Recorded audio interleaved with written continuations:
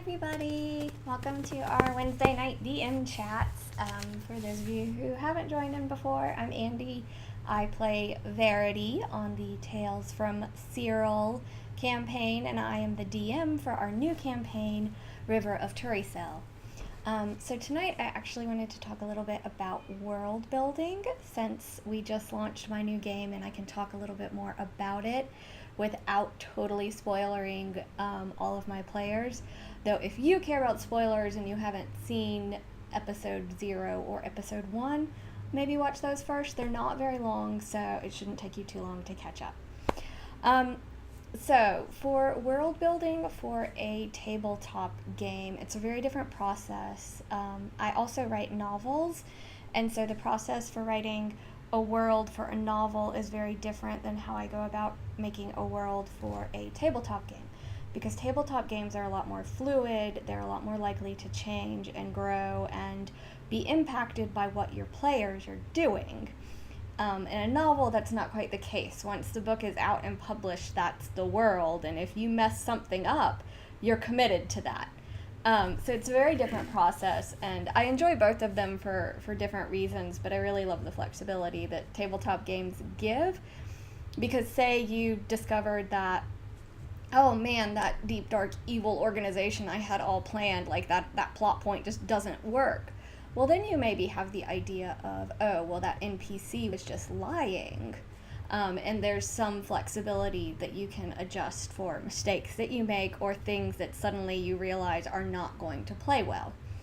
So when I start working on a world, I usually have a pretty set process, whether it's a tabletop game or a novel series, and that is I almost always start with building a playlist. So that kind of helps me get the tone of the world. So I have a ton of playlists for a bunch of different stuff. I have like 5 playlists for Verity, for Tales from Cyril. It's just sort of how my brain organizes different ideas.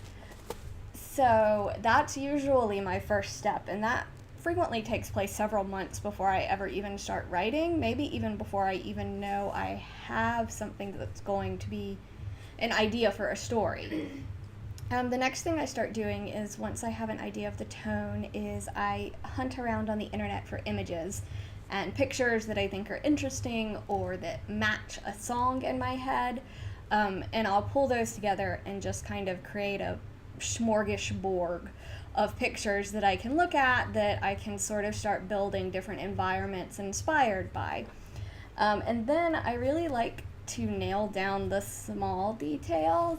Like for me, I think that the smell of a world and the general, like, what does the air feel like? What is the weather like? I think that those sort of, they help ground the world into something more tangible, and for tabletop games, I find it more engaging and sort of enveloping.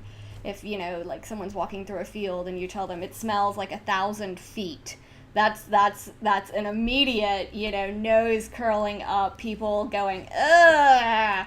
It gives a very visceral reaction. And so I think it's really important when you're building a world to remember that sight isn't the only sense that people experience the world with. Like, summer in the South is a whole body experience. You feel it, you smell it, you taste it. I mean, it is a full body experience. And it's something that is very distinct, and that if you say something about that to someone who's experienced it, it's an immediate trigger. So those senses are really powerful, so I think it's important to not forget them, because it's really easy to do when you're talking about like badass monsters and cool cities and things, but what does it smell like? What do the characters experience on a smaller scale? Because I think it's really easy to get too caught up in the, you know, political intrigue or whatever, and lose sight of those tiny details that are what most people experience on a day-to-day basis in life. So after I've sort of worked on getting the general sort of nebulous idea set out, then I usually start from building inwards and to out. So what I mean by that is most of the things I write are set sort of in a modern-esque world. they're set in a world that's already built and that's fairly familiar, but there's something strange or wrong or weird about them. So in a lot of my novels, it maybe is set in a historical period or modern day, but there's monsters, or there's magic, or there's some sort of chaos somewhere that makes things different. So I like to start with the strangeness. And the idea for Turicel, if you tuned in for episode 1, it's the idea that it is always the exact same number of people and the exact same people in the world at all times. And that's actually like a 10-year-old idea I had from a short story I wrote in college. This idea that this world is, nobody dies and nobody's born. It's just the same people. And so that was kind of one of the ideas of the strangeness of this world. I knew I wanted something Southern Gothic, something kind of creepy, kind of spoopy, if you will, but something that also had an element of intrigue to it, something that was not quite right. We're not just plopping everybody down in the middle of the Ocoee or some swamp. It's a different place and the rules are different. Because I think that's one of the things that's really fun about D&D is the rules are different. The way that people interact with the world is different. So I like to play with those differences. And so once you have that change, so for Turicel, with the idea that, death isn't a big deal, how does that change the world? Capital punishment is no longer really, what does that matter? So it changes a lot of how the laws of the land and all of that sort of work. Sorry for the yowling in the background. My cat's really unhappy that I've not given her treats. But yeah, so with death not being a permanent factor, it changes a lot of things with the rules of the land and how people interact with one another and what people do and how they behave.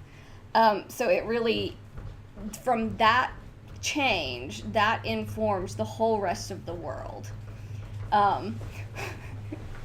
So you have to remember that if you do something like that, like in our other game, Tales from Cyril, griffins are a thing. And so that completely changes how the world can be navigated. And so to try and build the world and then shove griffins into it, for me, that never quite works right because you've missed it from the ground up. So for me, I always try and think of whatever the strange is first and make sure that gets added in while I'm building it so that it's organic part of the world that I've created. So Turicel, there's a lot of water travel, there's a lot of rivers, there's not a lot of stable land. So all of those things inform how the NPCs act, how the characters are going to be able to get around, what the options are for movement, trade, religion. All of these things usually have very small beginnings. And I feel like if you take the time to spend your focus on those things at the start, you're going to save yourself a lot of work later. When you suddenly realize, it wouldn't make sense for there to be like a giant kingdom because this place is fragmented into 1,000 islands. It wouldn't make sense because that would be really hard for one person to rule by boat. And then you have to suddenly retcon and fix something and rearrange everything you've spent 2 months working on. Not that I'm speaking from experience or anything on that. But again, it's a little bit easier with tabletop games to change things as you go if you want to, and your players will absolutely change things in your world, and they should. They're the heroes of the story, and what they do is going to leave some sort of footprint on the world, even if it's just by impacting major NPCs, or opening up new trade routes, or closing new trade routes, all of those things. So I think it's important with tabletop games to not get so attached to your world that you're not willing to let it change, because it will. And if you take that option away, it can turn really frustrating for players, because then it just feels like you're playing in a video game, which, like, I love video games, but it always annoys me when you're forced into two moral choices that basically go the same place, because that's what the game is programmed for, and it doesn't have the ability to improvise. And that's why I love tabletop games so much, because there is that option. So when you're building, just keep that in mind, because otherwise you're gonna railroad people. And write a novel. Like, write a novel. If you're that attached to your world that you never, ever, ever want to see it change, write a novel. Like, it's really not that bad, I promise. Okay, that's a lie. It is. It's kind of terrible and hard and a lot of work, but I think at the end you'll probably be a lot happier, and your players will be a lot happier too. So once I've gotten all of those details sort of figured out, I take the time to figure out what excites me about this world. What am I excited about seeing? Is that, like, a really cool town? Is that a really cool NPC, a really neat boss fight? Like, what am I pumped about? Why do I want to play this game? What's the scene that I sort of have playing in the back of my head going, oh, are they going to get to it? Are they going to get to it? And so I try to make that a pivotal scene. So I like doing experience-based leveling, not experience-based. Well, experience as in at pivotal plot moments you level up. So milestone leveling up. And what I do when I'm plotting out a game is I actually go ahead and say, okay, this is a level 1 to level 10 campaign. Here are the 10 plot points. And at each point that they will level up. How they get to them, I probably don't have that figured out yet. But I know the general scope of the story and at what point and what direction they'll be going in. Now, if they decide, oh, well, we didn't want to go to that town, we're going to go to this other town instead, I can still drop the same plot points I already had into that other town. So it's a lot of building your world in a way that it can move fast.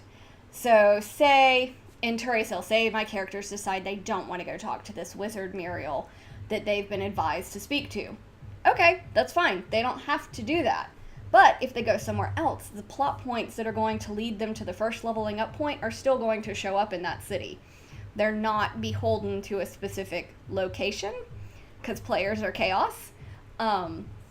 And I say that because I am absolutely, like, the worst. I'm the worst at causing chaos in games and ruining DM plans. So I try really hard to make sure that when I'm DMing, I don't try and squash people from being chaotic, because that seems hypocritical of me, because I'm super chaotic. But that I also keep my game running smoothly and keep the plot moving and don't end up in a space where I'm just like, I don't remember. Exactly with that noise. So I think and something when you're building your world is to keep in mind what your players like. Sometimes you might not know that. Sometimes maybe you're playing with new people, or you're just starting out. You don't really have a sense for that. But I think that's why it's important to have conversations with your players before you start a game, so you can figure it out. And just, sometimes even just by knowing people personally and by talking to them, you can maybe get a sense of what kind of things they like or don't like.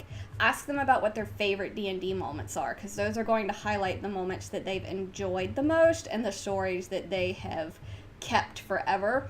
And also don't be afraid to ask about people's most miserable D&D moments, because almost everybody who's played for any length of time has at least one session maybe, or it was just like, oh my god, and they will tell you about that too. And those stories tell you a lot about who they are as a player. For new players, you don't really have that option so much, and so that's a little bit harder because they don't know what their play style is. But I think it's super important when you're world building to try and make sure that you're creating something that your players are going to enjoy. So I really like horror and creepy, dark things, but I know most of my players don't. And so me trying to force this game to be like super creepy, super dark, super twisted and messed up would not go over well. Like, it would be a bad mixing of people and nobody would have fun because people would be miserable. That makes the game hard to run. So I think it's really important to try and figure out what your players like and don't like before you get started, because then you can sort of try to avoid problems at the get-go. There are always going to be issues that pop up, because anytime you have a group of people more than one, and sometimes even just one, you're going to have chaos, and you have to try and figure out how to deal with that. And that's part of DMing and part of interacting with people in life in general. But if you try and have those conversations early on, you can try and segue past the issues that you maybe will have, or at least you have a heads up. It doesn't always work, but that's life. Think fast on your feet. So I guess generally overall, I think the most important advice for world building is you don't have to have everything figured out at the get-go. It's okay to not have the last millennia of history written when the game starts, or ever. If it's not relevant and the players never need to know it, it's okay. If you like doing that kind of stuff, go for it, knock yourself out. But it's super easy to get so caught up on feeling like, oh, I have to have every single possible religion in this world, and every single possible tribe, and every single possible city, and oh my god, what kind of currency do they use, and oh my god, how do they travel, and who are the most important characters from this city that they're never going to get to except for in like 7 levels. It's okay to not have that all figured out. You can still start your game and not have all the answers. And especially if you are really comfortable with improvising and making things up, you can get away with a lot. I don't recommend not doing any kind of prep, because it'll show and you'll trip yourself up at times and contradict yourself, which can lead to a lot of player confusion. So I don't think you should just leave everything up to the wind, but you don't have to have every single minute detail worked out. You can get away with having the general arc, the general area that they are in, figured out. So, like, in episode 1 of Teresa, they wake up in a room. And so all I put together was a little information. I know you can't really see it, but... So it's a little information about, okay, the players wake up to the sound of buzzing insects. Around them, they're in a shack. And then I have DCs and what those are. So if they rolled a 10 to 14, they would find this. But if they rolled higher, they might find this. So it's not a lot. So overall, for session 1, I had 4 pages of notes. And maybe that's a lot for some people, but most of it is honestly DCs that people could check and things that they could do, because it was session 1. And so since it was session 1, I wanted to have a lot of information available to the players if they wanted it. So they could have asked the NPC in the game, Ivy, a bunch of different things, and I had the knowledge that she has. And since it was session 1, I wanted to be more over-prepared than under-prepared. But as we go on, like this coming session, I probably won't have quite as many pages of notes, because I don't think they're going to run into a bunch of stuff that requires a lot of interaction and a lot of questions to be answered. But I don't know. You never know. And sometimes you may think, oh, they're just going to be sailing down the river. I don't need to prepare anything. And suddenly they figure out a way to get down the river like that, and they're in a major city and you don't have that prepped. So it's a fine balance of making things up as you go, but keeping yourself sane by not trying to prepare everything. I think the important thing is to make sure you have whatever is relevant plot information figured out. So say in the next Tursil game, everybody gets to Ashbury and they go to talk to Muriel the wizard. So I don't anticipate that happening, but it could. So what I have prepared already is who Muriel is, what she knows, and the main spots in the town where they can continue the plot. And that's it. Like, I don't know what Magic Town stuff's for sale. I have no idea of anything else about the town right now. And that's okay, because if they end up there, I'm confident that I can make the town up as we go, and still make sure that they have the relevant information, because that's the stuff I don't want to make up as I go, because that could then mess up the whole rest of the campaign, because suddenly I didn't include a vital piece of information, and now they're in the middle of a, river and haven't run into another NPC for 3 weeks, and how am I going to drop this information without, like, a random talking turtle showing up? So, I think for sessions, I think it's important to have the main details all worked out, but to not worry quite as much about having every single NPC done.